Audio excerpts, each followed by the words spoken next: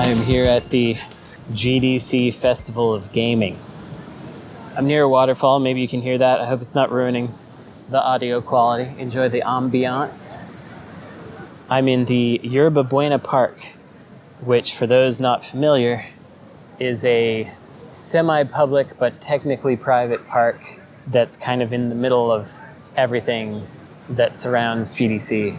And there are fences up this time where they are allowing access to the center of what they're calling the GDC Gardens during 11 a.m. to 2 p.m. and otherwise not.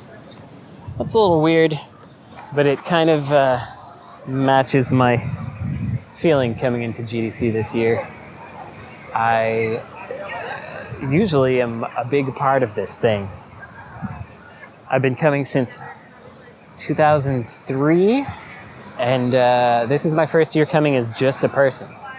I came as press for the first couple years, then I came as press that worked for the same company that ran GDC for like 12 years after that. And then I came as a staff member, essentially, running part of GDC myself. Now, kind of been pushed out of doing that, and here I am, just a guy walking around GDC. It's hard to communicate the strangeness of it, but this is, my first time in 22 years coming here as a regular person. First time in 20 plus years that I haven't had a hotel. Just taking the train over from my home to the event. It's strange.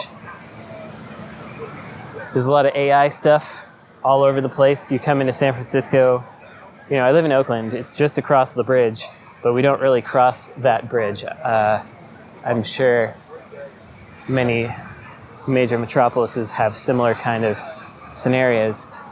And you come over and exit the train, and it's all just AI ads. Come into GDC. One of the first things I saw was a booth. It was called Game Byte, and their tagline was, "Create games in minutes with AI." It's like, I don't know what it is. It's some sort of a race to the bottom of the universe. It makes me worry about the future of jobs. It makes me worry about the future of video games. Platforms, the more slop there is, the more difficult platforms become to curate. I don't know if I'm just a negative person or something, but watching these people demo their stuff with huge smiles on their faces, they're so excited about it. They're really happy about what they're doing. They think that they're doing something great. It just feels very strange. It's very dissonant. And I can't quite put it all together. Anyway, what I'm going to try to do at this event, if at all possible, is interview people whose games I've played and just have them talk about the creation process, remind ourselves what's interesting and human about making video games and playing video games. Maybe that'll be good. We'll see. I'm going to try. Bye forever.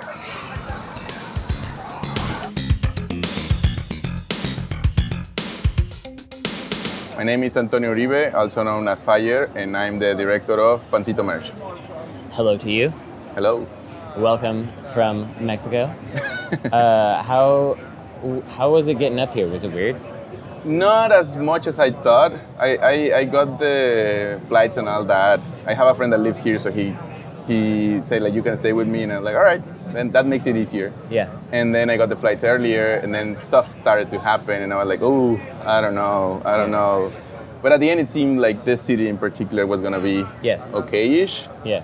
And we were, like, most of us coming from Mexico, we're kind of hesitant, and we're in a WhatsApp group sharing stuff. Yeah. And then some people, the earlier ones, started to say, like, oh, they ask a lot of questions in the board, like crossing and migration. But it seemed like everything went fine. They were just a little bit more ASCII. To me, it was like kind of the same always. Okay. All right. Well, glad to hear it wasn't too terrible. And in the city has been normal. Yes. Same problems that San Francisco has. San Francisco is San Francisco still. Yesterday, or the day before, I forget when it was, I went to the Mexican bakery near my house. Yes. And I bought what I thought was a croissant. Yes. And then you informed me, and I was very disappointed when I pulled it apart and it was not a croissant, it was just bread. Unflavored bread. And you were like, you must have gotten a cuernito. And little horn, yes. And you were right, because I went back, and in a separate area, they actually had croissants. They look different. They look different, but they look very similar at this bakery. It's our kind of our croissant, and like cuernito is made just like, it's just white bread, I think. Yes, it is. And when I had it, I was like, oh no, they've really let me down. This is like you let down yourself. They can't make a croissant, but now I've had two from there. The next 2 mornings on my way to GDC. And cuernitos are really good with, like, if you make hot cocoa, chocolate, you put it in, and it's like it keeps its shape. So it's something to put in, like hot, like sweet beverage, because that's why it's not sweet. It's for that. Or you can open it and put like other things, like make it kind of like a sandwich as well. Yeah. Well, lesson learned. So this is why it's very important to play games like PancitoMerge, which is your video game, so that we can learn about the different breads. It probably doesn't actually teach you about the breads. It does, actually. So one of the things is like, this is like a side thing. I come from Arco and Dino, which we might talk about. Yes. But like Pancito is the recent thing. I actually got an award a couple days ago from the Latinx Game Awards thing. Yeah, good for you. Well, the game got it for art, which is art, not right? Not your part. The artist, And when we started it, and I wanted to make something with this specific team, like make Mexican bakery. Yeah. So because it was important to me, and then something else happened that I might mention, but like because it was important to me, I wanted to teach people about it somehow. So there is an information panel that if you click, you can see from the breads that you have seen in the game what they are. Because the first bakery has a lot of like common, like cuernito and concha and other things that you might have seen. Yeah. Or like a lot of Mexican breads come from European stuff, because we didn't have wheat before. We made things with corn. Right. So there is a lot of influence from Spain and French, and the world got inspired by French baking. But I wanted to share our knowledge of it, or versions of it. And the second bakery is based on Day of the Dead, on like breads specifically for that. And some of them I have never seen. So there's like more info about where they come from, what are they made from, how are they used, if they're like had some kind of special relationship to like a date or something. And I was this close of making it, adding the recipe as well. That seemed like nobody's gonna play the game and then look at the recipe and then go back to make it. It's like, I might do something like a little book, illustrated book or something like that later. But like, it has that in there as well. That's cool. I'm interested to learn more, because I don't like sweet breads most of the time. Yes. I like savory stuff. Okay. And so I want to learn more about the savory angle. Like my local bakery has I just saw today that they have a jalapeno queso bread of some sort. Yes. Now like a loaf of bread, right? Like yes. Yeah. And that looks intriguing. That is as it sounds. Yeah. So what we do with those is like you cut it for like maybe sandwiches, or you use it when you're like eating eggs, because we have. Well, this one's actually a roll. It's a roll, so I think it may be filled with stuff. Cheese and jalapeno. Yeah. But as long as it's not sweet, because like that's we don't combine those things. Jalapeno doesn't go. I mean, unless if it's pineapple in whatever Hawaiian version of Mexican things, but yeah. Because I never know. In Japan, you can get something where all the ingredients on the exterior are savory, and then you eat it, and it's like the sweetest thing you've ever had in your life. We do some weird things like that sometimes, but it's not common. Okay, like we keep them apart as much as we can. Good, because there's I've been jump scared by too many cream-filled things. Suddenly there's. I don't like. I much rather have a sweet than savory. I mean, it depends. As something with coffee, or like as a dessert, obviously. Yeah. But I don't like combining them. I don't like there's sweet and savory stuff. Like that Hawaiian stuff, like the pizza or I don't prefer it. I can eat it. Same. I'm an adult. Same. But, yeah. I would rather not. Yes. Well, let's talk a little bit about Dig Dino. I played it to completion. And I remember now that I said I was gonna look at a playthrough again because I played through it so fast that I forgot. But then I forgot to do that. But we can at least talk about. First of all, I mean, I liked it a lot. Thank you. And I feel really bad that I didn't put it on my games of 2025 because I forgot about the Playdate. I played like a bunch of games on there. I played that whiteout game also. I don't know if you played that one. Yeah. I didn't play it, but I saw it from the season, right? Yeah, from the season. It was interesting and weird. Like a narrative adventure, right? Mm-hmm. And I quite liked it. Dig Dig Dino was my favorite, and I understand why they led with it. It's kind of like how they led with Casual Birder on the last season, just to have one that was like really, there's a lot of meat to it. I got surprised because people have asked me, like, how did you get there? It's like, well, I pitched it as a regular game. Yeah. And they told me, like, we're looking for games for this season thing before it was announced, obviously. Do you want to apply for that? And like, of course. Like, there's no, I don't need to change anything, right? Like, it's the same thing. And they were like, yeah. And like, well, consider me. This is the pitch, same one. And they liked it, and they told us last minute. They kept the things a secret even to us. We didn't even know, I think, which are the other games, and so we were surprised in some of the choices. I think they asked us at some point, where will we want to go? And I say, like, well, like in the middle. I don't want to start the season, and I don't want to end, because maybe people forgot about the season or something by the end. So I want to be in the middle when people are still kind of excited, but I don't have the pressure of opening something like, well, you're going to be in the first. And I'm like, oh. Next to, what was the name of this like roguelite shooter that was our companion? The one where you subset games, right? Like Into the Breach. Yeah, and you did spin the crank to do the shooting and stuff. Yes, and that was, we paired nicely, I think because it was like different kind of games, but like they had some depth, and then you can play one first and then the other and come back and back. So yeah, and I think frankly you probably got more press and notice from being in the start. And also like the artist, it was made by Dom2D, Dominique Ferland, which is a game designer and artist from Canada, and me from Mexico, and then the music and audio was friends from Mexico as well, Majo and Rich. I think the pitch started in general, like the idea.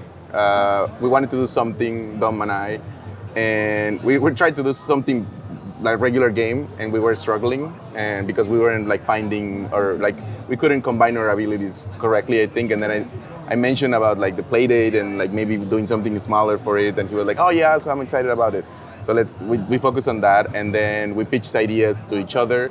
And I had like this idea in mind because my kid has been really into dinosaurs. So I was like, I want to make something with dinosaurs for him. And Dom decided to name the main character Lucas after my kid. And I didn't even notice until it launched. And my friends told me, you name it after your kid. Like, I didn't. And I never read it because I trust Dom with whatever he did for the art. But like, it just happened like that, and then he built the story and all of the other in the art, and I just made the code and some design decisions. It seems like you like puzzles because PancitoMerge is basically, I don't remember what the original one of those was, but the Suica was the popular. Suica? But it wasn't the first one. Yeah, Disney had one, and there's like many of those. The general merging thing, which is like threes and 2048 and other like general things like that, and a lot of mobile stuff. I come from mobile, so I also have a lot of experience doing like small focused things. Yeah, but Arco is also kind of puzzly in a way as a tactics game. I think.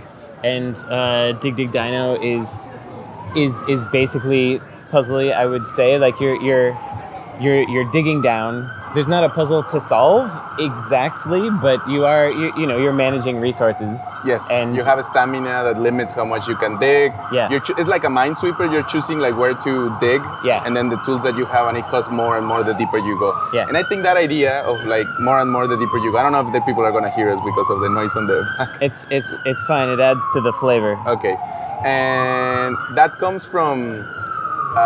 Not Stardew Valley, what is it? Harvest Moon from the PlayStation.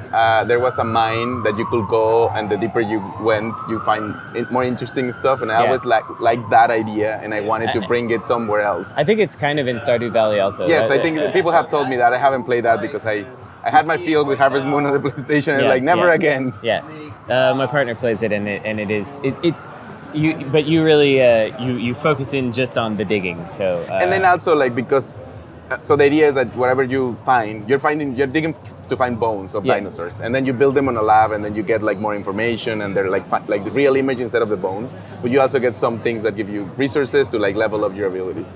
And I think to me the most important part was just like the feeling of like digging, and then we added some different tools to allow you to like choose the bombs. Were the ones that were more exciting to us, I think, because it added like chaos. Not a lot of people use them, but it's really fun to use those because they open an area, but sometimes they can destroy things in that area as well. Yeah. I didn't use them very much because it's not as strategic. They don't really help you. But it's fun. It's ultimately. It's a neat game though. I do wish there was like a good ending that you could unlock or something like that. This is because the story, we want to spoil it. You have to go and play it, but the story goes into some dark places. And you're asking, a good ending will be like a nice ending to the story? Yeah. Yes. Yeah. But I trust Tom with that stuff, and I think he was going through some dark things, so I allow him to focus on that. And like, you do you, I'm really, like, because for the Playdate, the limitations, it's not as strong as like Pico 8 or other places. It's weird because it's like similar but different, like the limitations are in other places. Yeah. But it's still some like, I got nervous through like how we were, like, it started to be too big for the way it was structured at the beginning, and I didn't want to go all the way in and like redo it. Yeah. But eventually we got it working right, and I was focusing mostly on delivering a quality software for the platform. And releasing something on a niche platform where you know the audience is very limited. Like there's only so many people that own it. Obviously, you can like it also gets sold on the itch store or whatever. You can port it to places. But yeah, how did you feel about doing that? Like, what were the considerations? Like, do you have to stop yourself from working on it for too long because you know there's not going to be a lot of money in it or whatever? Yes, I think that's the big thing. I mean, my because I wish we could all just make art that's cool. I will love I love the space. I love like I will be really happy making Game Boy Advance games probably like in that era and that moment and that size. If the DS were a viable platform, I would be making DS games. And I hope that at some point they make the next iteration of the Playdate or something, and it becomes a bigger thing because as you say, it's niche. Obviously the season helped because it's gonna be like the main thing, and like a lot of people are gonna come that if you sell it on your own, maybe you will not get to those numbers. Good things about it is like in general we didn't want, as I said, we didn't want to make something really big. To start, we wanted to like make something quick and like not quick in like our times, but it's more like that you don't like, it's not a 20-hour game or something like that. Something shorter. Shorter, yes, definitely. And I think we weren't thinking too much about money, but obviously, I mean, we come from different places. In Mexico, we don't need as much as in Canada, so he was more mindful of that, of like his time, because at some point it will cost him more than what he was gonna get out of it. I wasn't as worried because he was the one checking that, so we were like, but I think in the end, also the time of the season and the pitches and all that, like it kept us focused. So because I don't know if maybe some others like work a little bit more because they had more weeks through the season or something. But we were in the first. It's like, well, whatever they played, they were gonna see it, and you can patch it or something, but you cannot add to the game or more because most of the people will not pay it. I don't know if I have a way to know how many people have played it after, for example. But it will be way less than the ones that played at the very beginning. But it was nice. I think in general it was a nice experience. It's fun to not think about having to sell it because it was gonna be sold by the platform itself. It's I mean, less fun and less stressful in general. You don't have to. You just make it and make it good. You know what? It's just one device, and you know how it works. And you know the kind of people that have it. And I mean, there's a complete collection of different things out there for the platform in general from the season. But it's like this space is like kind of, there was not empty, but there was not too many things, I think, and it was like let's put it here and let's hope that it works. And it's been a favorite, I think, in general. So we're quite pleased. I forget sometimes that I made it because I don't talk about it much in Mexico because nobody has played it. They don't sell it there. And it's expensive. Like it's closest to a Switch, I think. So it's like, so people are like, why will I get that? And it's also difficult. So Yeah, you were saying the other day how like people ask you what you've done, and if you mention that, then you have to explain what the platform is. I have to pitch the company. Yeah, you have to go be through like, all these Playdate layers. is a company for Panic is a company, and it's like it's too much pitch. Yeah, indeed. Okay, well, thank you for this. Thank you. People can play Dig Dig Dino on the Playdate. Yes, I say Dig Dig Dino because it's in Spanish. Yeah. So when you people in English mention, it's like, oh yeah, it's Dino. Yeah. It's not Dino. Yeah, we say Dino. And that's a name. That's a name. I just like pronounce it in Spanish, reading it, also, which is wrong. To me, Dino is a name. Yeah, of course. So, yes. so sounds it's, weird. It sounds funny. All right. But that's language for you. It's good stuff. And PancitoMerge can be played Steam and Switch Steam right now, Switch. Cool. and it's about the same price as Dig Dig Dino. So nice. if you enjoy those kind of like physical puzzles and nice cultural sweets, it has some savory. Okay, thank you. Yeah, couple in there for me. Yeah. And Arco, obviously. If you enjoy a completely different thing, Yeah. a tactics RPG with a lot of a story. I think we talked about Arco last time we spoke at the last GDC, or maybe we didn't. Not in the intro thing because it was before it was out. I think it was like, yes, it was 2 years ago or something like that. But we ourselves have had conversations about it. That's why I got confused. Well, play Arco, you can figure it out for yourselves. Yes. Also, you can listen to whenever I talked about it on the podcast during our game roundup from 2024, I think. Yeah. All right, thank you, and bye forever. Adiós para siempre.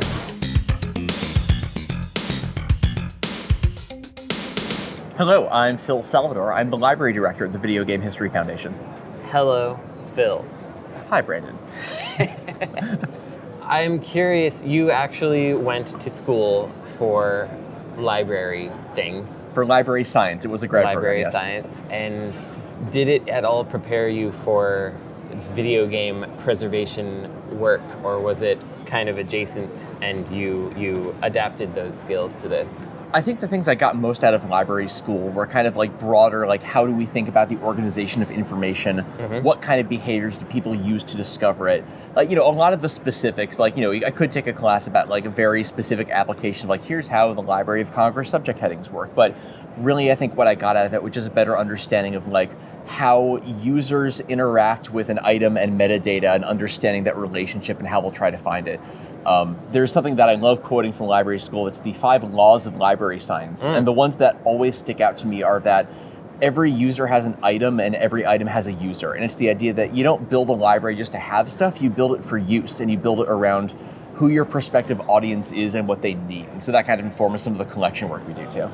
Do you go to physical libraries very often? Not as often as I should. I am a bad librarian. I am a bad, non-voracious reader. I had the habit kicked out of me in elementary school. So like, and they had a standardized program where it was like, you have to read X many books a semester. And I just was not, I read slowly and it just didn't work out. So I had the love kicked out of me. So I don't go to physical libraries as much as I should. I was curious, just thinking about like every item has a user and sort of how to get objects to find their audience, because like at my local library they had the manga section in the teen young adult zone. Yes. And I felt weird going in there because I'm not a teen young adult. Well, anyway, but then like 3 weeks ago, and I wonder if this has anything to do with my frequent patronage, they moved it right outside of that area, so now I don't have to go into the teen zone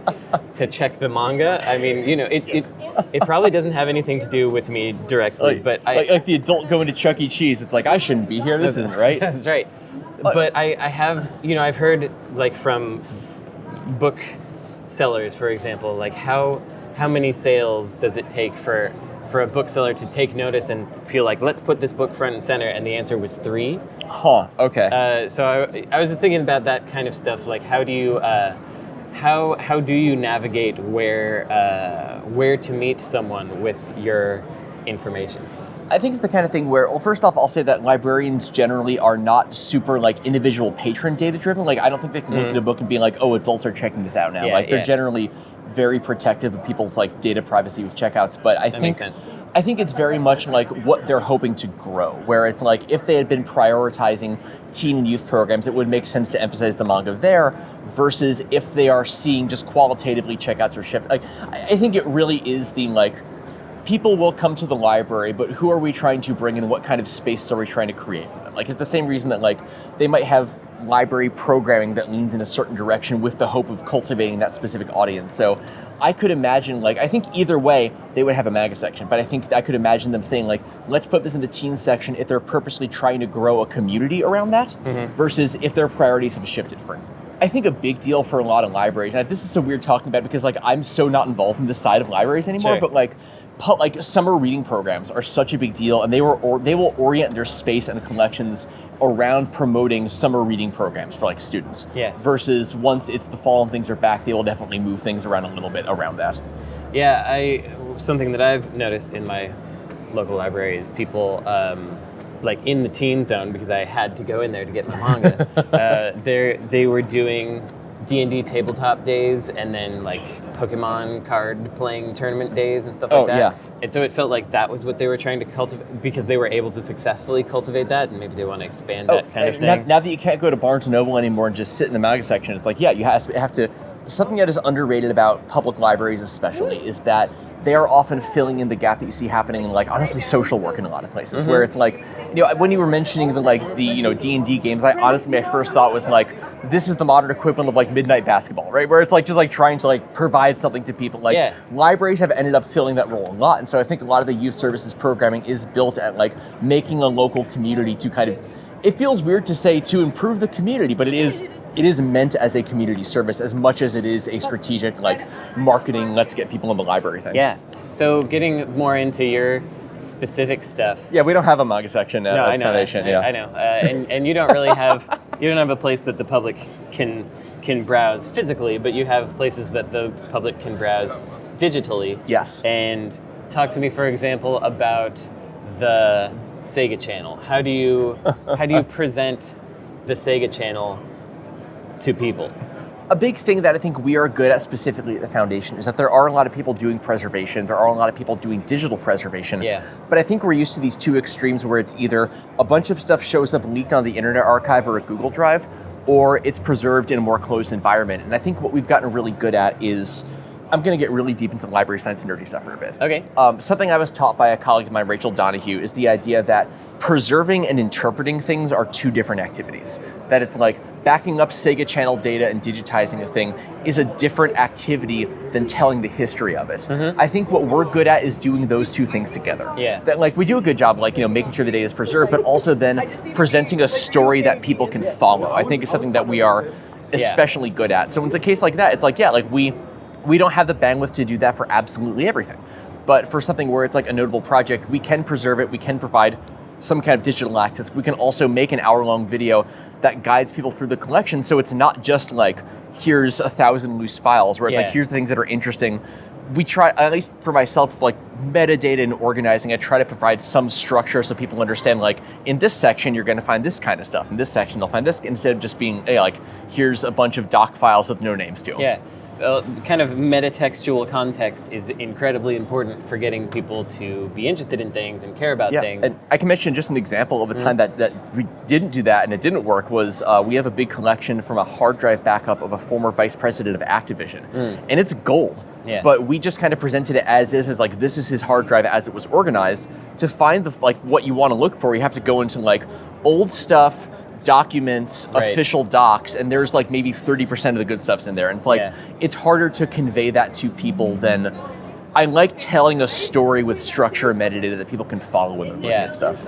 is that the kind of thing where you might go back and take another stab at that so that people can figure out what's cool about it, or are you moving on? I think moving on, because in that case, that was like tens of thousands of files, and it's like, oh god, like we can't like manually sort all this stuff. So I think in those cases, it's just getting better at figuring out how to communicate, like how to search for things. And even in our video, we talked about like, here's how the full text search option works. But between everything we do with YouTube and also just between like how we structure things, I like to think that we are good at discoverability in a way that a lot of digital archives aren't necessarily, in terms of at least giving you a starting point and saying, like, if you don't know what's in here, just type in a word and hopefully there's something that's going to be of interest. Yeah, the thing that I have, no offense to you all, been confused by basically every time is I have wanted to search for things in magazines, and as a casual user, I have tried to find my own articles in Game Developer Magazine, for example, and been unable to. And I was talking to Frank about it, and he was like, "Oh, you're in the tool that tells you which magazines we have, not the one that says what the things are that are in the magazines." And I'm like, what? It's the kind of unfortunate reality is that we had to launch with like kind of two portals just because of the software we're using. Like we have one platform that manages the data, and we have one platform that manages the metadata, and they don't talk to each other. And so like we are working long term on fixing that. And so actually this was a thing I still don't know which one to use. So or how archive.gamehistory.org for full text. But here's how conscious I am of that. I was very stressed about the launch of the library, and on the advice of my therapist, I made a bingo card of things to expect. And the free space was confusion between the two front ends. Yes. Yeah. Well, I certainly did it. Because I swear we did a postmortem of Never Dead in Game Developer Magazine, and I just can't for the life of me find it. Maybe it's not there. Well, as we're talking, I'm bringing this up and seeing if I can find it on our digital portal. Okay.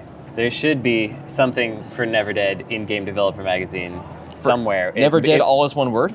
Yeah, Never Dead, one word. It was a Konami game that had a notably fraught production between the Japanese parent company and the English, I believe, developer, British developer.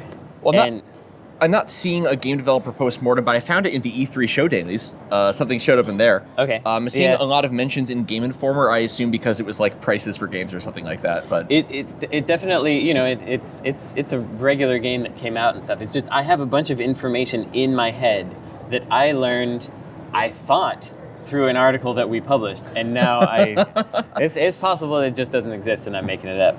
That one for sure. We got those PDFs directly from Game Developer, so if it's not in there, it's not in there. It was my archive, so. I think I think maybe you hallucinated writing the Never Dead article. Interesting. Okay, all right. So anyway, just talking about context and stuff.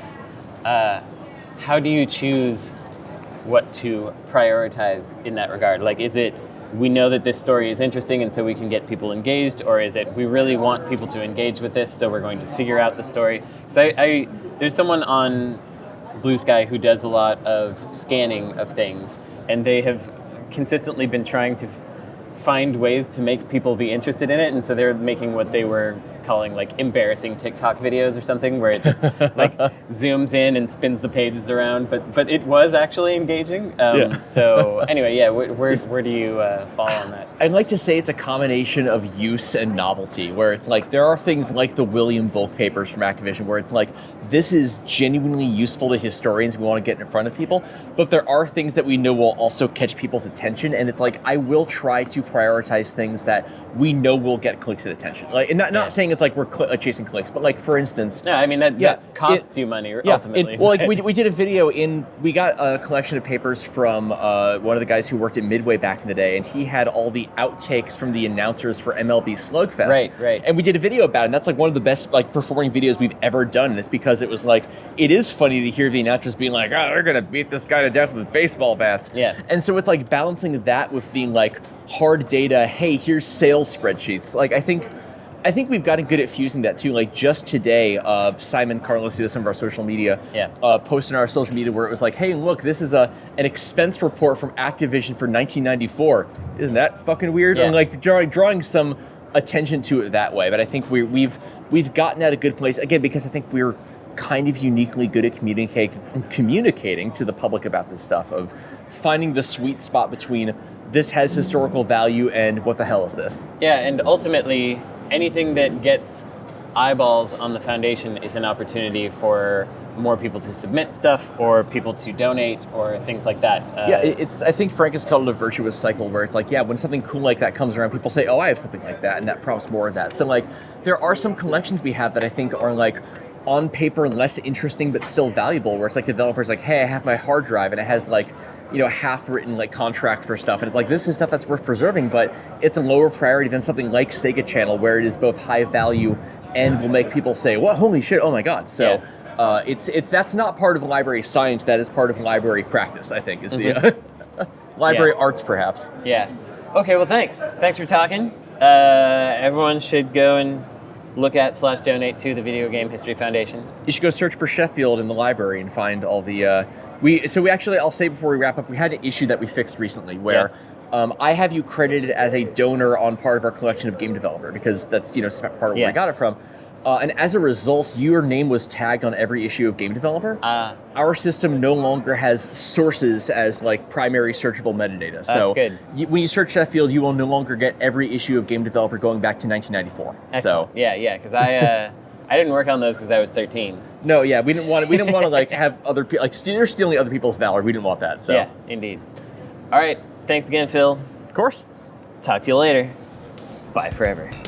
What?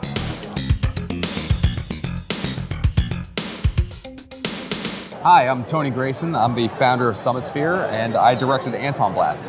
Very good. Hello.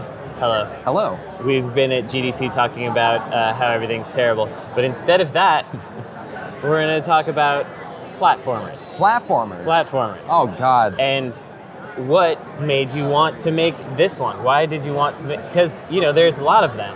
Yeah. Why did you want to make this one? Well, the fact that there's so many of them is very interesting because there's all the more pressure to make something that stands out, right? And I love making things incredibly difficult for myself and for the people that I work with. Yeah. And so that really was the impetus to make Antonblast. Besides that, I fucking love Wario Land. I love those games. So no one else at the time had really done that right until we got blindsided. But at the time, that seemed like a good idea. It was interesting that suddenly there was more than one Wario Land-ish thing. It's interesting when like a mini zeitgeist suddenly appears. Oh yeah, and like I joke about it, but it's great. It's genuinely great. And we both, us and the Pizza Tower developers were working at the same time. Like we were playtesting each other's games, checking them out, giving feedback. And so it was kind of dope to make this and realize, oh, there's other people that see that whole. Yeah, I appreciate kind of alternate platforming styles because I've always been a bonk person. Bonk, holy shit. And how would you define the characteristics of what you were trying to do and what you were trying to push? So a lot of it, the thought process changed a lot over time, which is not the way that I like to do things. I like to know what I'm making and then make it, but we weren't really afforded that opportunity by the economics of what we were making. When we started, we were like, well, let's make Wario, because no one's really doing that. Over time, we recognized there's a ceiling for that, right? Because then you're just making the same thing again. Yeah. No one wants to see the Mona Lisa generated twice. So in that process, we started to go back to, okay, what are the things that we like? Yeah. I get bored in games very easily. I'm the guy who's constantly spamming roll in Zelda. I'm the guy who's like jumping constantly. And I figured, well, we have a lot of competition. We have a lot of things that we need to stick out against. Why don't we just make the loudest, most abrasive game possible? Yeah, right? It is very maximalist. Yes, by design. And it's not something that necessarily I always abide by in my own work, right? But, and we've gotten a lot of flack, a lot of criticism for that. But I think the thing to understand is, it is a game that is deliberately niche. It's decidedly niche, right? And for the people that it hits, like, that hits crazy. They love it. Yeah. But the people who don't, they don't, and that's fine because we're servicing the freaks, the punks. Yeah, it's got a very kinetic thing to it. Yeah. And I found it really interesting to watch that evolved because it felt like, from my perspective, as someone who wasn't following the space, it felt like there was suddenly this voracious audience that was just like, we need this, which is neat. Yeah, and I think what really surprised me about that was, especially like prior to release, it's like you're sweating, like, is this going to hit? Yeah. And so we had some idea that it was going to do moderately well, but when it came out and we got that support, like, we were blown away. And then simultaneously, we were also blown away that people who really hated it, and there wasn't really like anything in between. But the audience was just crazy for it. And I think part of that really kind of came down to the fact that we were pretty unapologetic about making something that was not for everybody. Yeah. Yeah, I can fully relate to that. And I can also relate to, it's funny that you're mentioning, like, some people really hated it and stuff. Yeah. Because it sticks out in your mind. I know we tend to think about that, but you're overwhelmingly positive on Steam still. We are. And so, like, ultimately, like, even being very positive on Steam as we are, is considered an achievement at this point. And so, like, it's hard to maintain that. Yeah. Especially after sales. Indeed. Especially after sales. Sales, it all takes a dive. And suddenly people are like, hey, I paid less money for this. I hate you. Besides the people who like paid full price and were stoked about it. Yeah. You know? Yeah. Very strange. Yeah. But yeah, so it is such a saturated space in certain regards. There is also still room, but it also feels like people don't want you to stray too far. Because then they're like, well, this isn't right. This doesn't feel normal to me. It's not familiar. Yeah, and I mean, we had a really interesting relationship with that because I think the ratio is kind of like 70-30, and that can go kind of 80-20 or 60-40 in terms of how much are you favoring familiar versus new. Yeah. For us, I would say we probably trended more toward just the middle, 70, right? Yeah. And it's kind of fascinating because on one hand you have the people who see a similarity to something and get really mad about that, and they think they're getting you for that. And it's like, no, we're paying tribute. Actually, we're not pretending we made that. We're like paying tribute and trying to change it up a little. But then you have the people who see the things that are different, and particularly when you have a game like Pizza Tower, which again, immense respect. But when you have a game like that comes out and is like massive saturation, they were very fortunate to have such visibility. Yeah. It changes how people think about your game. Right. Where, like, hey, this doesn't play the same way. It must be worse, and you're not really engaging with it in the same way. And I think that's a very interesting thing because I don't think that had a material impact on our sales numbers per se, and the reception. Again, overwhelmingly positive still, thank God. But it does mean that we had to be very prepared for people not understanding it in a way that maybe if we came a few years earlier or a few years later, that might not have been the case. Yeah. We had not exactly the same kind of thing, but a similar kind of thing where despite our best efforts, and eventually we kind of gave up, we couldn't get the Persona comparison away from our game. Yep. Everyone wanted to say it's like Persona 1 and 2. Yep. And then people would play it, and they'd be like, it doesn't play like Persona 1 and 2 at all, though. So, like, you guys messed up. It's like, no, we didn't want to make that. We were making something else.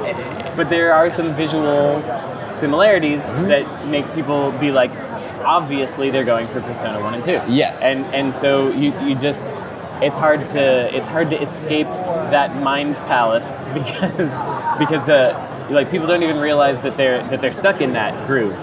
So I think what's going on is that because of the way the internet is now, right? You have access to pretty much everything that's ever existed. Yeah. We're living in a culture that's kind of both regurgitated and also very hungry for new things, but we don't really know where one stops and the other starts. So by virtue of a lot of people were like, well, this feels like Wario Land to me. Why are you not invincible?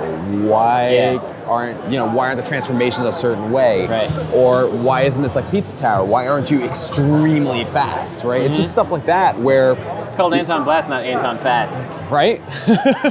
You can go very fast, but the distinction there was like we wanted that to be a challenge, not not the thing. The funny thing about that though, and it takes a long time to get over that, right? Like, why are you comparing my thing, right?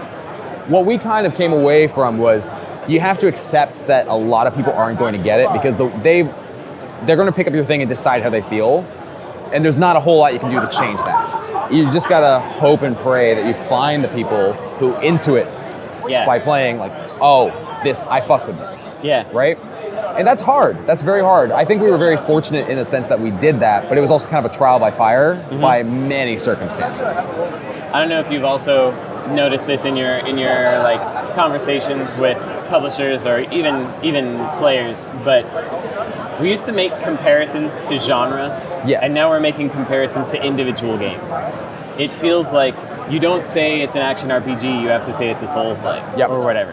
And that kind of stuff, along with that come strange expectations from a player base when that becomes the frame of reference. When the frame of reference is specific games, it really narrows the funnel of comparison points. I mean, it's why Metroidvania is such a terrible term, right? Yeah. And I think, look, people are going to hate me for saying that, but it is a bad term. Fundamentally, I feel very strongly that comparison points exist to offer some kind of frame of reference that's very loose. Yeah.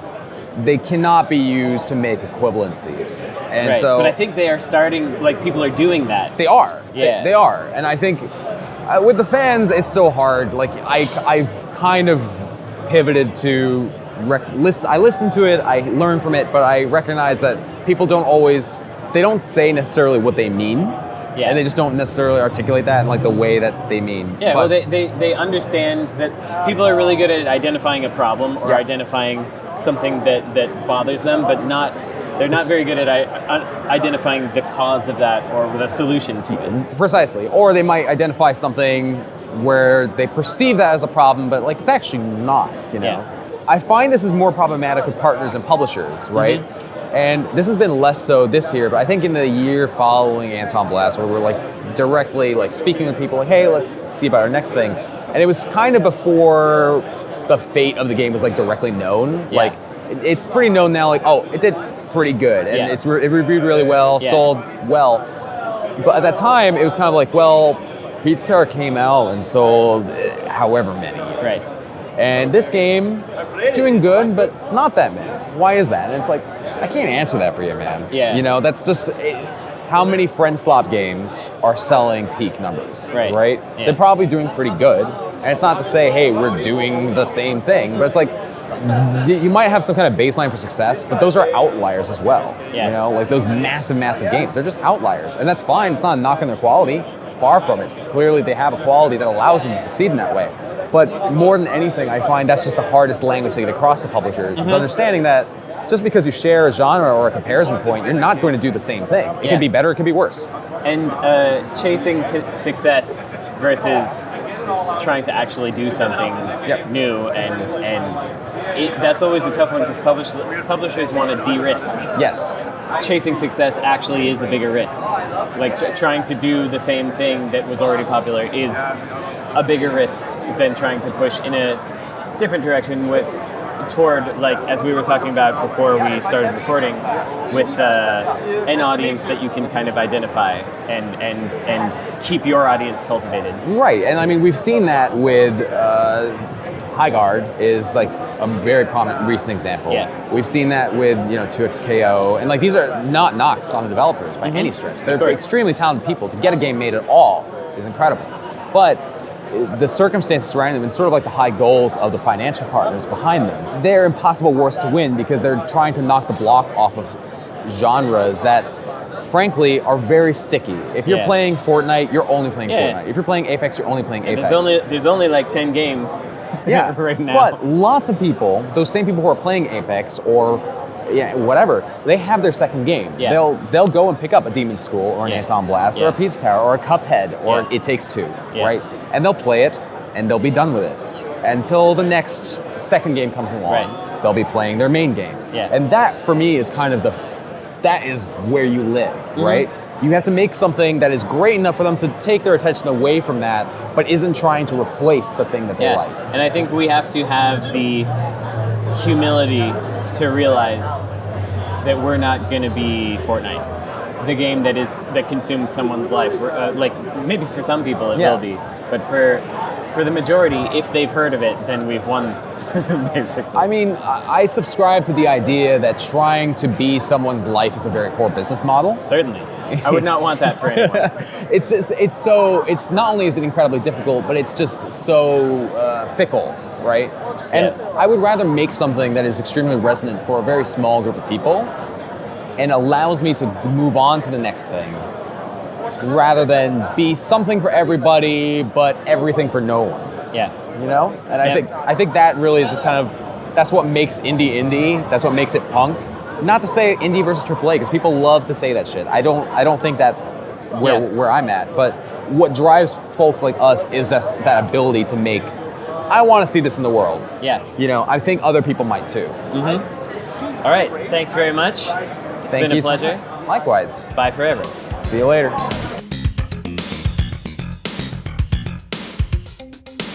Hello, I am Laura Michet. I am the narrative director at Blendo Games, and I recently wrote Skin Deep. Hello to you. Hello. I wanted to talk to you about writing funny things in video games because it's hard to do, and I actually found Skin Deep very funny. And I feel like I'm talking to a peer because you wrote an extremely funny video game. Well, thank you. Yeah. I think I said this, but first of all, I forgot that you wrote it. And so I was all ready to be skeptical about a funny video game. I see. You should. Yes. They mostly don't succeed. Indeed. And then, as I believe I told you, I was immediately 180'd by the protagonist being called Nina Pasadena. Yeah. It just set a tone for me that was that I was like, okay, I'm ready to go this direction. So, I guess in general, what do you think about writing funny games? Because there are people who try to write so that the audience will find it funny, and they have to know who that audience is. Yeah. And then there are people who write things that they personally think are funny. Maybe there's another third way that I don't know about. But what do you tend to do? Definitely what I think is funny. Yeah. So Skin Deep has very on the nose, deliberately on the nose, broad comedy. Yeah. Which is something that I find extremely funny, but is not actually in right now as a form of storytelling or as a form of comedy. Yeah, that could be why we both found each other's games amusing. Yes, yeah. People these days seem to want things to be subtle, and they want the game to sort of involve them in a process of unfolding where they slowly grow to understand something. And this strikes a lot of people as truly wise storytelling, and so that they like twisty shit with reveals. I've plots. noticed that. Yeah, I've noticed that. And Skin Deep is just superficially similar, but we deliberately wrote it to be as broad and on the nose as possible, because that is just a style of comedy that we enjoy. That makes sense. And I was very painfully aware that this type of comedy is not popular or in right now. And the thing that made me the most aware that it's not in is when some of my friends hated The Substance, which has the same philosophy. Ah, right. It's very deliberately on the nose, and it has scenes that are deliberately stupid. And I had friends who were disgusted by this. Yeah. And they were like, this movie thinks I'm stupid. And I was like, no, this movie thinks it's fun to be stupid. That's a different thing. Yeah. And I think for Skin Deep, we thought it was fun to be stupid. So that's what a lot of our comedy was like. It was just to make ourselves happy. It's kind of, I don't know exactly how to dial this in, but it sort of feels like we're in a point where people desire subtext and nuance, and their desire for that, they want to be led by the nose to the nuance. Yeah. So if you provide nuance without context, they think that it's just ham-fisted. Yes. That's a very confusing, strange thing. Also, I think they want nuance so they can talk about it with other people, right, and not necessarily for the experience of it that they will have inside the piece of media, right? Yeah. Yeah, because we did have some similar things where people were they expected the story to be twistier or things like that, but I was deliberately avoiding twists because unless they're done amazingly, I find them very annoying. And so I was trying to build something where, most of the time, the things that happen are the things you expect to happen in real life. Yeah. And so I wanted more of a story where it's this again, this thing is happening just like I thought it would. But apparently without twists, your story is not very interesting. People say. I don't want to say it's like a fad, but it's like a... Yeah, we're at one point of a wave right now. Yeah, people really value twisty stuff and reveals plots and what they perceive as subtlety, because I think because it makes them feel smart to notice it, and they want to be able to talk about it with other people. Yeah. Whereas I kind of want to hit people on the head with a giant cartoon hammer. Yes. And to do broad slapsticky stuff and to do visual gags that are like instantly and immediately funny. Yeah. And I was so lucky to be able to work with Brendon because he has the visual storytelling chops to pull that kind of stuff off. Yeah. You know, and the closer we got to release on Skin Deep, the more I began to dread that people would not find it funny. Yeah. But also the more convinced I became, like a true crank, that I was correct and everyone else was wrong. And I was, you know, it was stupid of me to worry because these kinds of games usually find their audience, and whether that audience is big enough to make you rich is one thing, but they will usually find their audience, and you will in fact have people tell you, I thought this was funny. Yes, as I did. Yeah. So most of the text was written for voice. Yes. And that's very different from writing humor for text. Yeah. And I do a lot of writing humor for text. And sometimes, and I feel like it can go two ways. Like, in a way, I feel like when you're writing for voice, the very first audience for what you're writing is the voice actor. Yes. Because they have to understand what the joke is and where the joke is. I've watched people stream Demonschool and like remove the joke through their inflection. Yes. Yeah. That's obviously Terrifying. Yeah. And the danger of writing text-based jokes. But yeah, how do you feel about writing for voice versus text? I'm lucky that I had a career where I was able to learn how to do both. I think a lot of people who do indie games writing don't get a chance to work with VO actors, which is a shame, because it really is a very, very different challenge, and it puts restrictions on your writing that don't exist normally. Like, you can't edit up to release, and you can't even edit up to like loc lock, right? Because you recorded VO months and months ago, and then you also have to like strike the right balance of direction notes, where you have to be like able to discern what needs an explanation in the comments column of the spreadsheet, but also not over direct the person, because you want them to feel like they have agency. And creative agency. Yeah. And I learned how to work with voice actors at Riot when I worked there, and I was very lucky to have that experience. I was a narrative lead on Riot Forge, so I was in VO records for, I think, not all those games had substantial VO records, but I was in hours and hours and hours of VO records in like 2020 and 2021, where I was just at home and I would lock in for like 8 hours of sessions, you know, and I was very lucky to learn a lot very quickly about what works for voice actors and what doesn't.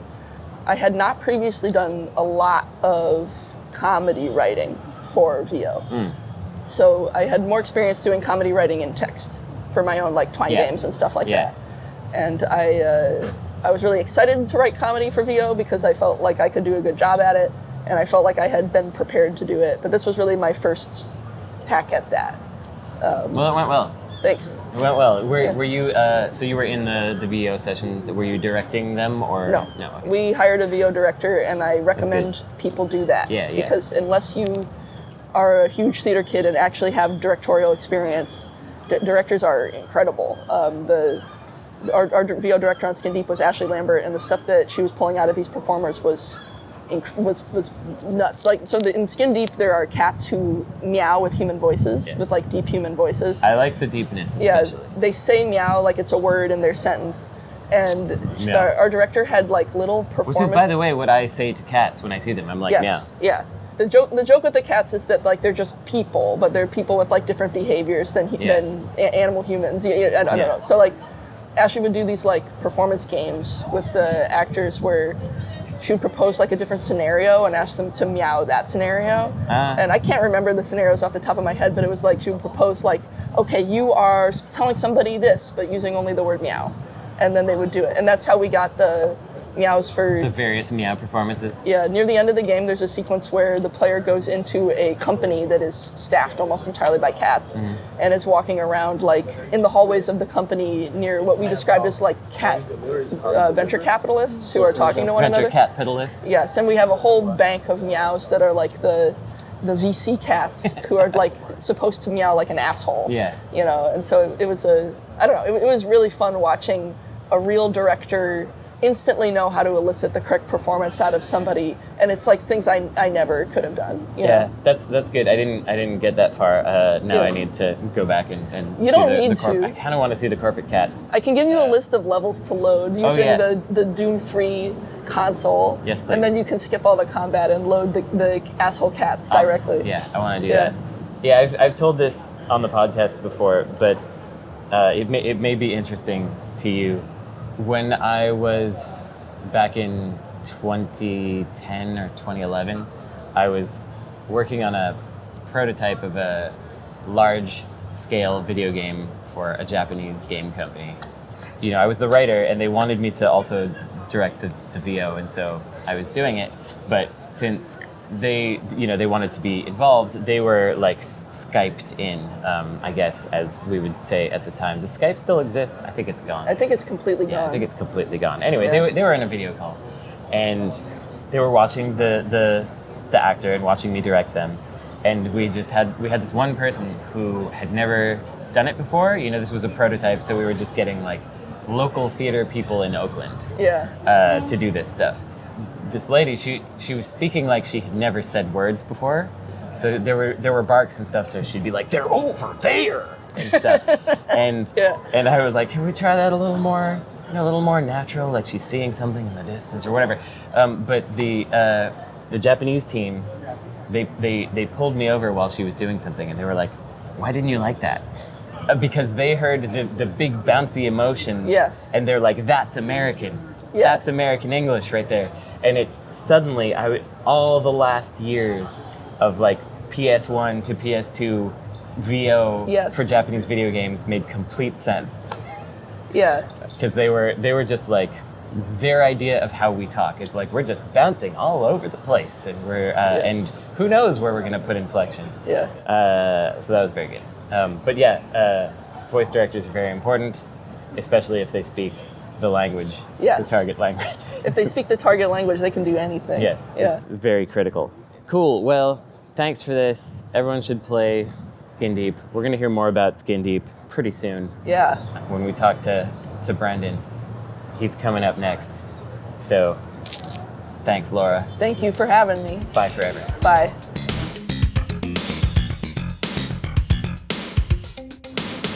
Hey, I am Brendon Chung. I'm the creative director of Skin Deep. Hello, hello. So we just talked about comedy things in Skin Deep and in general, but I wanted to talk to you about a few things. When I played the game, I was really impressed by how well, and again, I don't have a better way of saying this, how well signposted everything was. Everything seemed very well labeled so that I could understand what things were and what I could do with them. Skin Deep being an IMSIM, that stands for immersive simulation, right? Yes. Yes? Immersive sim. Sim? You Simmer, sim somehow? Some sort of conjugation of sim? Yeah. In which you can kind of Rube Goldberg all kinds of things into happening, and there are many solutions to problems. Yes. And that is not usually a kind of game that I play because I get a little option paralyzed by things. But I really appreciated how clear it was to me what I could do and how I could do it and how I could think about trying things. So how much work was that to make sure that a dum-dum like myself would know what all the things were? Yeah, it's a lot of work. It was kind of like, it served a couple purposes for us. So one, I just find fictional stuff fun to make. I love fake products. I love fake labels. I love, if you give me a video store full of VHS tapes, I will happily make a million fictional movies for this thing, because that's my favorite thing to do. That's good. And Did you? This is a little sidebar, but how do you feel about the? Have you seen Repo Man? a while ago. Okay. Yes. I was curious how you feel about the approach to that, because they make a lot of fictional products, but they're all like Yes. food or Beans, beer. Yeah, soda. exactly. Yeah. Yes. Yeah. I love it. I think that's hilarious. All right. Good. Anyway. But please yeah, the continue. second part is tutorialization. Yes. Like we wanted to teach the player on how things work. And there's a million different ways to teach a player how to do a thing. So this is kind of like down to one of my personal picadillos, where if you show me UI text that says a bunch of stuff, my eyes kind of sometimes glaze over it. Yeah. But if the text is like integrated into a book cover, or if you render the text on the page of a book that's like nicely curved to the polygons of the book, I will, for some reason, it captures me, and I want to read that stuff because it just feels. I don't know if I can Well, explain it's it. in world, so it feels like something the character would do. I mean, there's that at least. It's in world, but like you could have easily just more easily made the UI just Yes. text that's just floating in the world that says, here's a text in the book. Yeah. But for some reason, whatever, it's rendered, on the thing. I love it. And so that was just like my personal taste and what I want in games. And for Skin Deep, we would just index super hard on that. Yeah, and I played a bunch of games last year that had to tackle similar problems of like, how do I tell the player that they might need to take this light bulb over to this thing outside of the spaceship that they're in. And a lot of the ones that the other ones that I saw were more like, please go here. They were very much a direct solution to a problem, whereas the way that you were doing it felt more like, I don't know, a solution in search of a problem or something, but in a positive way. Yeah. I think all of us on the design team and Laura on the narrative side, like, think it's like fun and playful when information is like presented in a unexpected way or interesting way, or in a way that like makes the world feel rich, and you're not just being told by some voice from God what to do. I assume that the reason that you did all of this labeling and signage stuff, as I've been calling it, it felt to me like it was supposed to be an ImSim for people who had not really played them before very much, and to kind of ease us into the genre. I say us because I'm one of them. And like, was that the intention? And do you feel like that was the right move? Because if so, because my impression of that genre is that the weirdos that love that, I mean, not that they're weirdos, the ImSim sickos are going to seek out any of them, and then the people who think the genre is not for them may not latch onto it, even if it is made for them. You know what I mean? Yeah, no, totally. So yeah, one of the goals was to make this a more accessible game. We want it to be like playable by people who may not have played an ImSim ever in their life and maybe don't know the expectations and conventions of it. We want them to still have a great time. So yeah, the other aspect is like, I feel like the pool that we're swimming in is like not as big as people may believe it is. Like one of the classic ones, like System Shock, Thief, Deus Ex, Bioshock, Dishonored, right? Yes, Dishonored, Prey, Deathloop, Right. Brigand, Hawaka. Not familiar there. You're getting out of my zone now.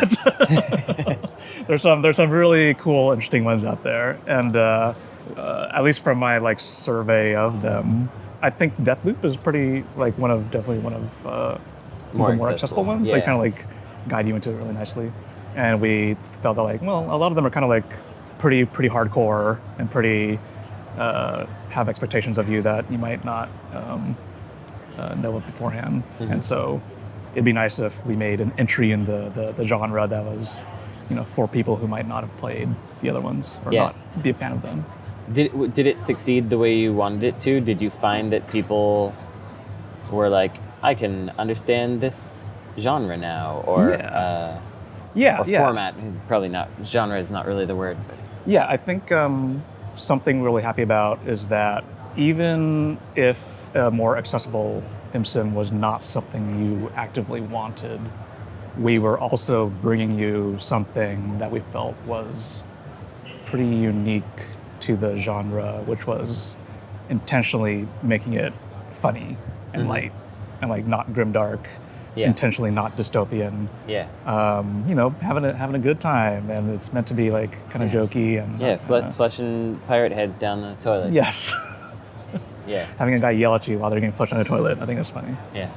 Because of my lack of familiarity with the genre, was it not also unusual to have it be essentially like level based and smaller sort of puzzles to solve versus a larger stitched together series of zones? Yeah, so gameplay wise, the game went through a lot of iteration, and one of the earlier versions of the game was a big ass spaceship. It was humongous, kind of what you would expect from like the genre, I guess, because they're often very large levels. And we played it, we play tested it.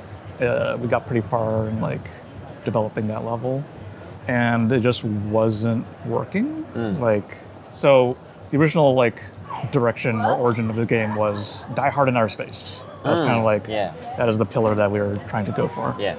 And in Die Hard, we thought, let's just make space Nakatomi Towers and let you explore that space and like approach it the way you want, which was kind of like an idea we thought would be interesting. But like in practice, it was kind of too overwhelming and kind of aimless and kind of like, there's too many options to do.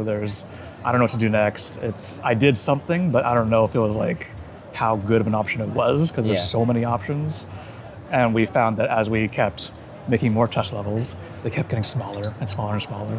And we ended up with a final size in the game, which is like, maybe like, it's between around 7-10 rooms or so. Yeah. And it felt like, okay, this is kind of like a nice sweet spot of like, you can kind of like keep it in your mind and not get your you can remember where stuff is and remember the new connections that have been made between zones, or like connections that you have not been able to make yet. Yeah.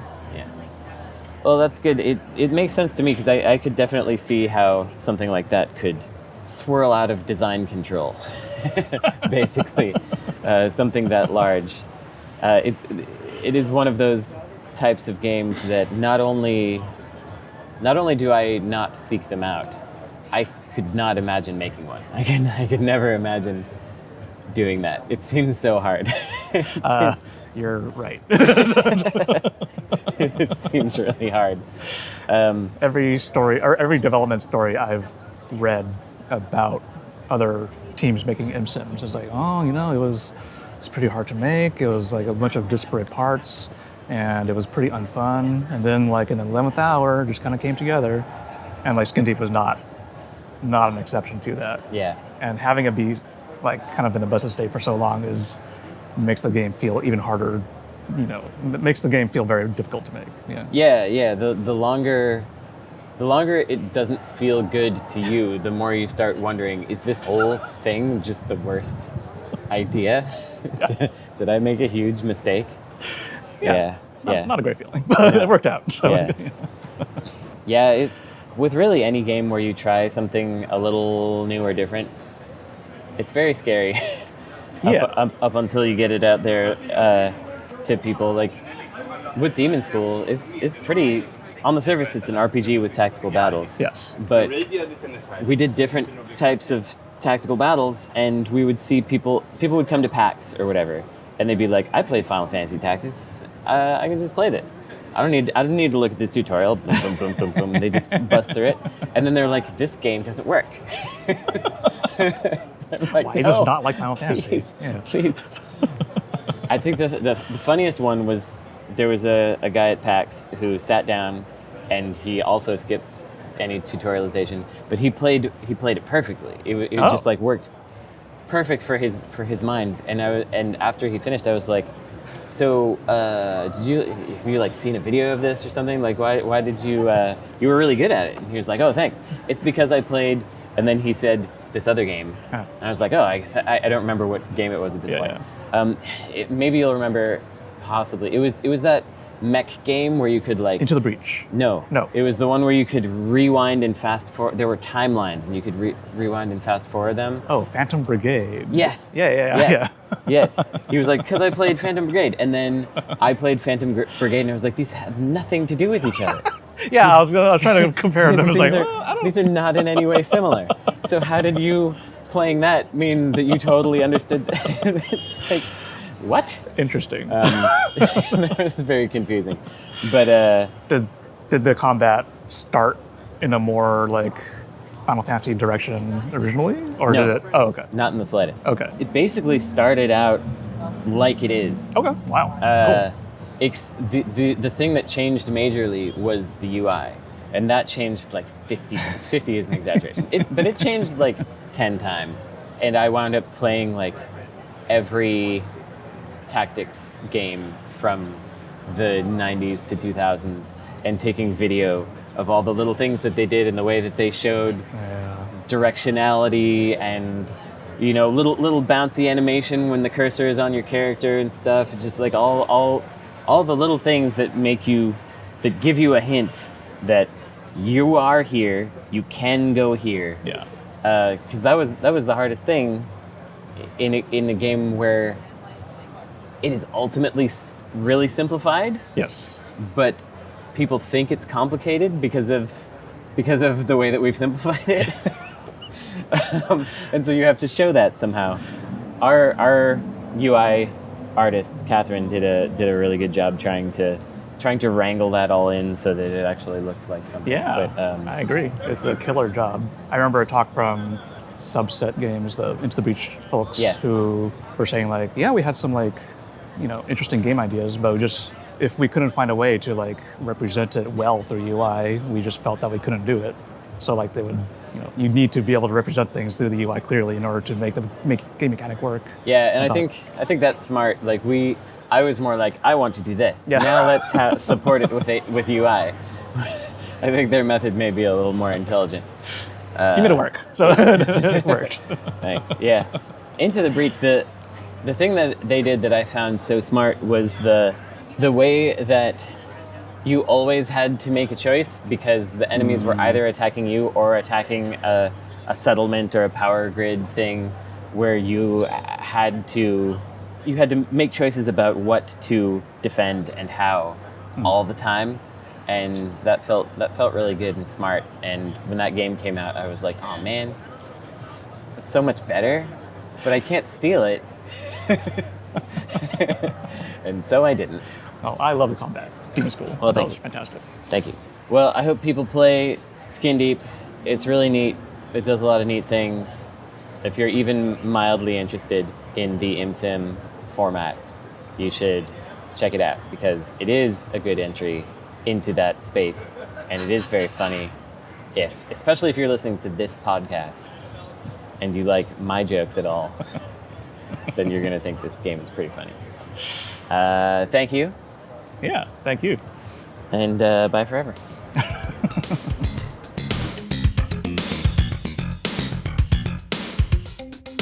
My name is Chris Pruett. I'm a Director of Games at Meta. I'm also, by night, indie game dev. Founded a company called Robot Invader. Made a whole bunch of video games, and I'm a big fan of horror games. Yeah, so that's what I wanted to talk to you about. I want to get your read on the modern, contemporary state of horror games because I feel like we're in an unusual time where the big budget horror and the indie horror are both hitting very well. And so I just want to get your general thought on the landscape. We have Silent Hill F that came out. There's the Resident Evil Requiem, which I haven't gotten to play yet. But all the good indies. I don't know. What do you think? How do you feel? It's as somebody who got into horror games in kind of the PlayStation 1 and PlayStation 2 era, which I think a lot of us old-timer horror game people would think is like the golden era. Yeah. it's crazy that it's 2026 and we have a Fatal Frame, a Resident Evil, and a Silent Hill game all shipping within like 3 months of each other. That hasn't happened in a decade or more than that, I think. And they're actually all pretty good. I haven't played the Fatal Frame remake yet, but I had a good joke about that one because people were complaining about the stuttering. Because it's got some performance issues. Yeah. And I was like, it's okay. The frames they're dropping were the fatal ones. That's right. That's right. You're not gonna zero shot. Yeah. You should play Resident Evil 9. It's great. Some going people felt it was like a little bit. I heard. I'm about halfway through it, so I haven't finished it yet. But I'm really enjoying it.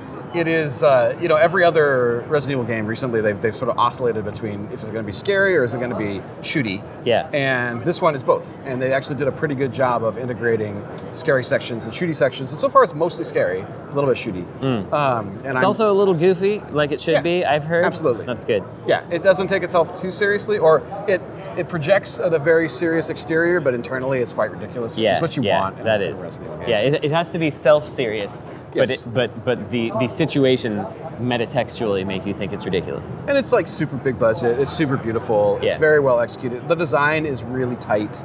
Like there's elements of Resident Evil games that make that game feel like that game. Like the way that the map unlocks kind of recursively over time is something that those games have done forever. This one does it really well. There's like, if you sit down and you try to design a horror game, I've shipped 2, progression of information drops, progression of difficulty increase, progression of items is a really difficult problem to solve in a way that keeps tension high, and this game does it really well. Like it's great. Yeah, tension is interesting because Silent Hill F, full disclosure, directed by a friend of mine, does not keep tension well with the item stuff because you're supposed to, you basically have to grind along the side of the walls all the time.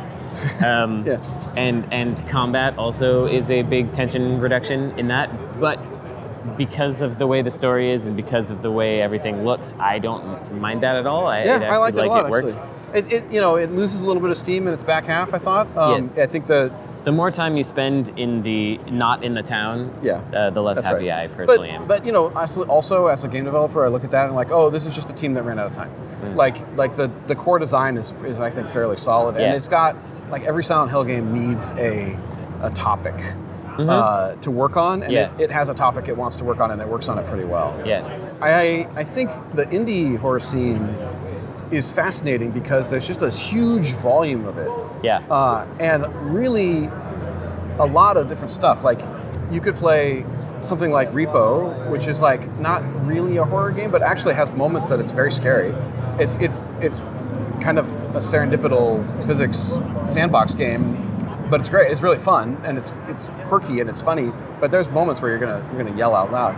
There's a lot of stuff happening in the horror genre that is, I think, always the attraction for me has been how innovative the genre is. Like, if you're going to retain a customer's attention for a long time by trying to make them feel stressed, like you have to have, first of all, systems to invoke stress, which is hard. But also you have to have something, usually story or characters, something to like really hold them because why would you play a stressful pulls game? You through the stress. Right. I also see in the indies scene like a lot of copycats is the wrong word, but they're like fairly soulless replications of a pattern that's like there's a lot of FNAF likes and FNAF likes, or like very beautiful walk around mansion where not a lot of stuff happens. Games, every Unity visual effect has been stacked on top of each other. And I respect those too because I think those are also the way that those creators are learning how to work in the space. But they're not very interesting to play if you've played a bunch of them. I'm more interested in the titles that are mechanically simple but doing something interesting, and there's a lot, like horror right now is popular with a younger crowd, and that means that there's opportunity, and there's a lot of folks I think building horror games aimed at a younger crowd, and they have like life experience they want to talk about, and those are interesting. And I feel like younger devs are making horror games, which is interesting. And their perspectives are different than mine, and that's pretty neat. I do sometimes wonder, like, what makes one game successful? Obviously, this is the big question we all ask, but mouthwashing was good. But there were a lot of games that also tried to do similar things to mouthwashing that didn't make it. So what caused mouthwashing to hit? Was it luck? Was it swept up into a zeitgeist? Was it, in fact, something specific that they did? It's something I've been...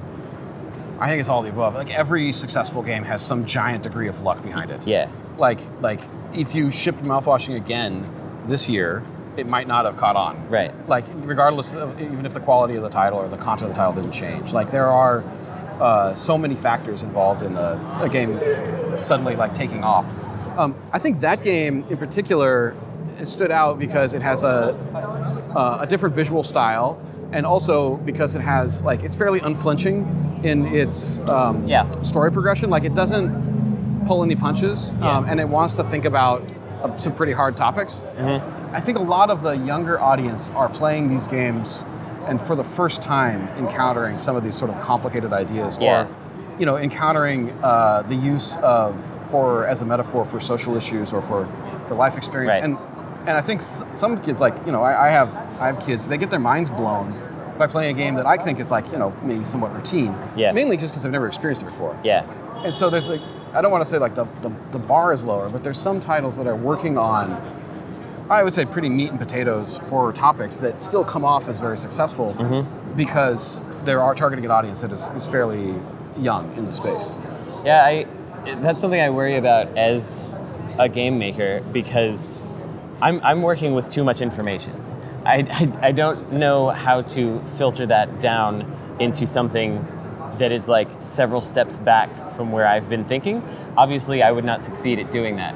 But a lot of I'm not criticizing mouthwashing here in any capacity. I'm talking about other stuff where it feels like there's a basic idea to push, and if there's a moment where people finally are like, oh, that's what's happening, it really gets them.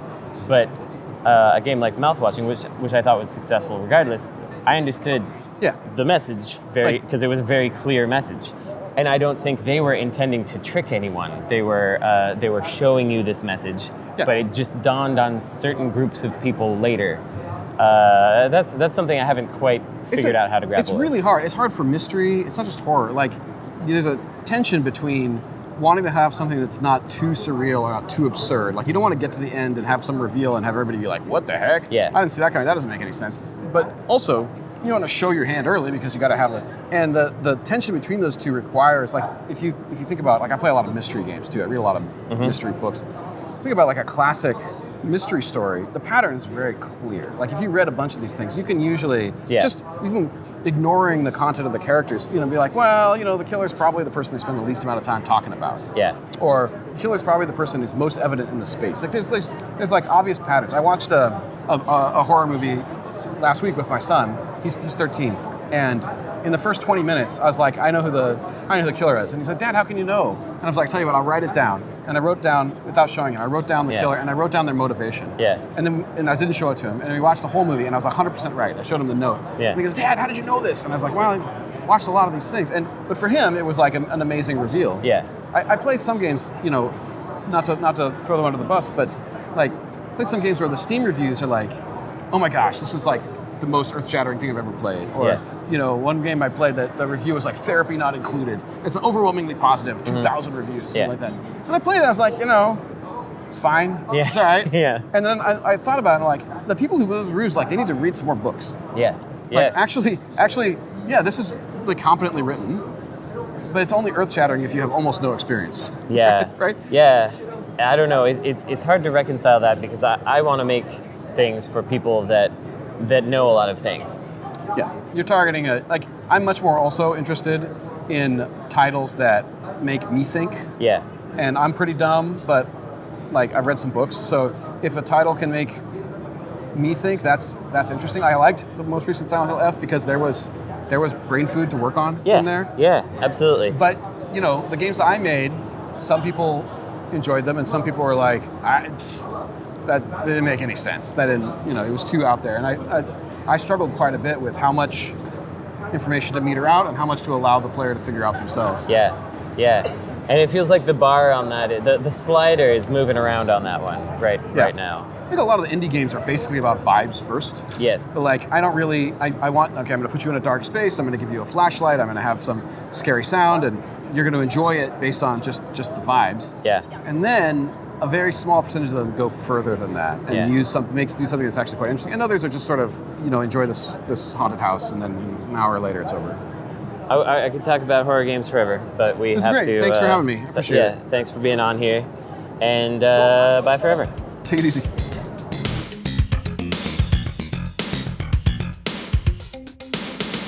Well, that was GDC. I'm back home now.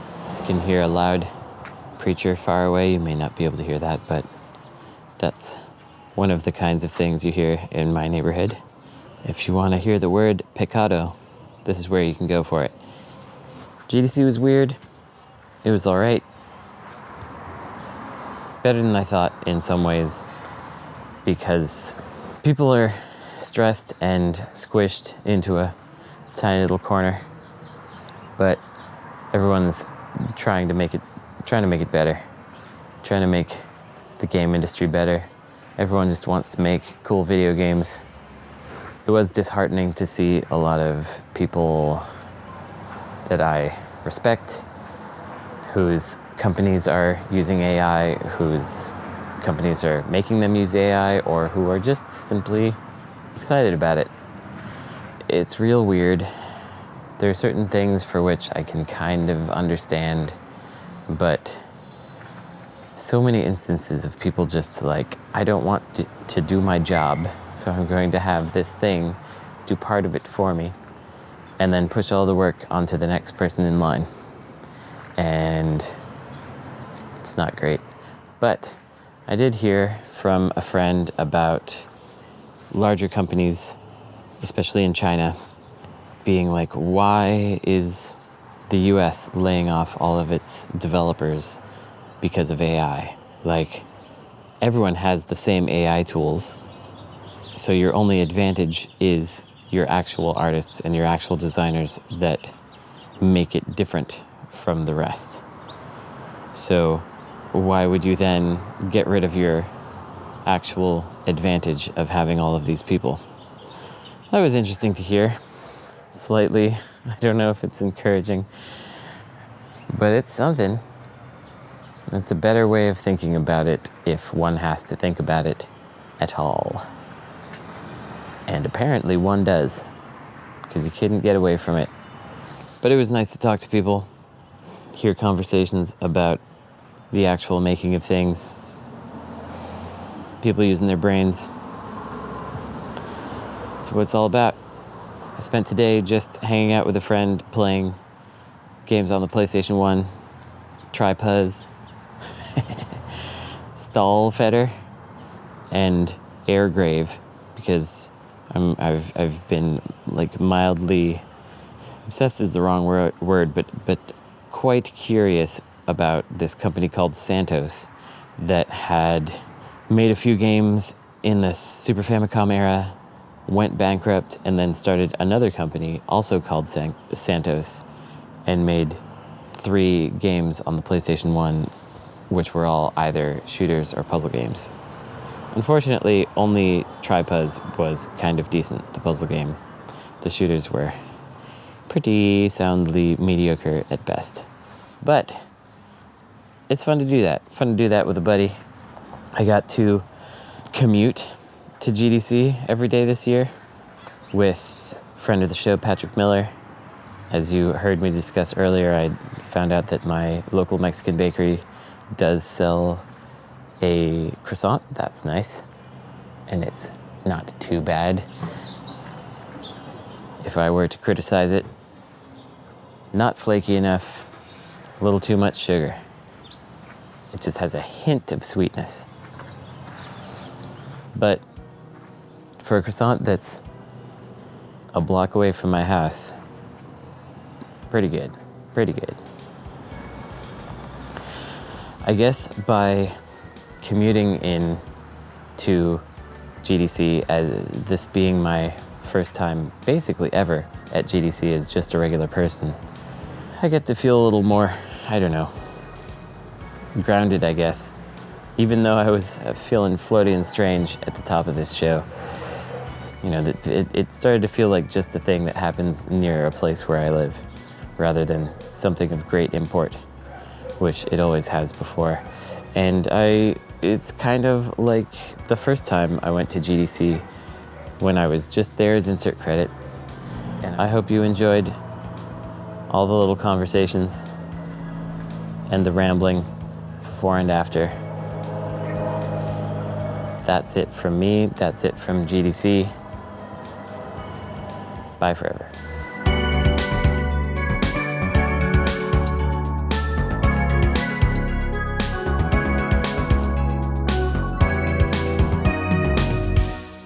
Insert Credit Show is a production of Insert Credit. This episode is hosted by Brandon Sheffield, features Antonio Uribe, Phil Salvador, Tony Grayson, Laura Michet, Brendon Chung, and Chris Pruett. Edited by me, Esper Quinn, with original music by Kurt Feldman. Thanks for listening.